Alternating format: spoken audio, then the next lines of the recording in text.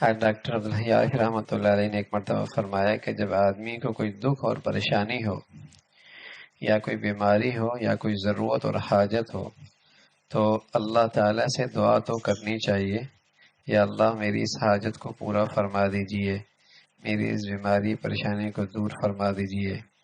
لیکن ایک طریقہ ایسا بتاتا ہوں کہ اس کی برکت سے اللہ تعالیٰ اس کی حاجت ضرور پوری فرما دیں گے، اور وہ یہ ہے کہ کوئی پریشانی ہو اس وقت درود شریف کی کثرت کرے، اس درود شریف کی برکت سے اللہ تعالیٰ اس پریشانی کو دور فرما دیں گے۔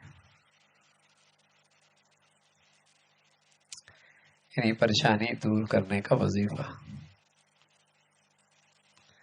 کثرت کے ساتھ اس درود شریف کا اہتمام کرے، دعا بھی کرے لیکن درود شریف کی کثرت کرے۔ اور یہ حقیقت بھی ہے کہ ہماری دعا کی قبولیت میں ایک دو بات تو ہو سکتی ہے کہ پتہ نہیں قبول ہوئی یا نہ ہوئی، یہ خیال تو ہو سکتا ہے، لیکن جو دعا اللہ کے نبی کے حق میں ہوئی اس کے قبولیت میں تو کوئی شک ہی نہیں۔ اور جب وہ قبول ہو گئی تو اللہ کے نبی نے بشارت دی ہے کہ کم از کم ایک پر 10 رحمتیں اسے ضرور ملیں گی،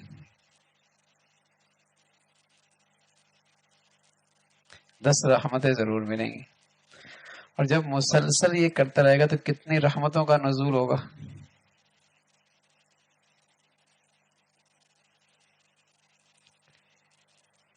یہی بات ایک مرتبہ میں نے پڑھا ہے، شیخ الحدیث رحمۃ اللہ علیہ، مولانا زکریا رحمۃ اللہ علیہ نے لکھی کہ مشکل گھڑی میں درود شریف کی کثرت، اس کی برکت سے اللہ اس مشکل کو آسان فرما دیتے ہیں، پریشانی سے نجات دے دیتے ہیں اور مسئلہ حل ہونے لگتا ہے کثرت سے درود شریف۔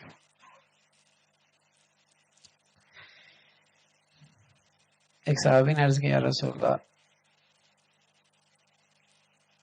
کہ میں دعا کرتا ہوں اور دعا کے کچھ حصے میں اپنے ضروریات اور کچھ درود شریف کا بہت اچھا،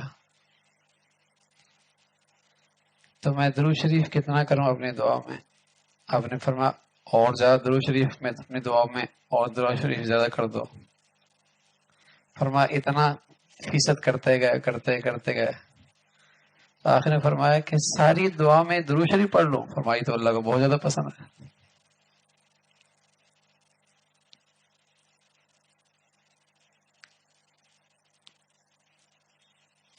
اس لیے کہ اس کی قبولیت میں تو شک کوئی نہیں نا، اللہ کے نبی کے حق میں جو آپ نے مانگا اللہ سے وہ تو قبول ہو ہی گیا، لیکن مانگنے والے یہاں کام ہو گیا۔